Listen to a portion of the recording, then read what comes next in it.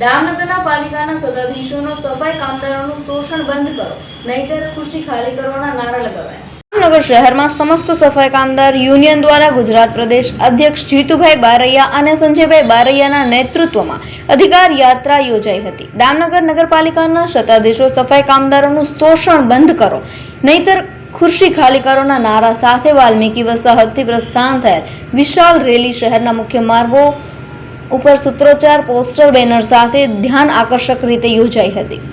સરકારના લેટેસ્ટ પરિપત્ર મુજબ વેતન ચૂકવો સહિતની બુલંદ માંગ સાથે દામનગર નગરપાલિકા કચેરી ખાતે પહોંચી ચીફ ઓફિસર વીજે ડેર અને પાલિકા પ્રમુખ ગોબરભાઈ નારોલાને આવેદનપત્ર પાઠવ્યું હતું।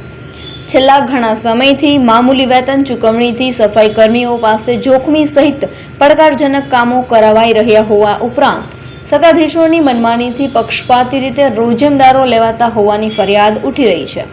ત્યારે સમસ્ત ગુજરાત સફાઈ કામદાર યુનિયનના પ્રમુખ જીતુભાઈ બારૈયાના નેતૃત્વમાં અધિકાર યાત્રા યોજી પાલિકા તંત્રને આવેદનપત્ર પાઠવી સરકારના લેટેસ્ટ પરિપત્ર મુજબ વેતન ચૂકવણી કરોની બુલંદ માંગ સાથે પાલિકા કચેરીએ અધિકાર યાત્રા પહોંચી સત્તાવાર લેખિત રજૂઆત કરવાનું આવેદનપત્ર પાઠવી ચીફ ઓફિસર સાથે પરામર્શ કરી ત્વરિત અમલ કરવા માંગ કરી હતી। हमारी मांगे पूरी करो, शोषण वृत्ति બંધ કરોના નારા લગાવતા સફાઈ કર્મચારીઓની યોગ્ય માંગ અંગે તંત્રનો હકારાત્મક અભિગમ જોવા મળ્યો હતો। મારું નામ જીતુ બારિયા, સમસ્ત વાલ્મીકી સમાજ ગુજરાતના પ્રદેશ પ્રમુખ।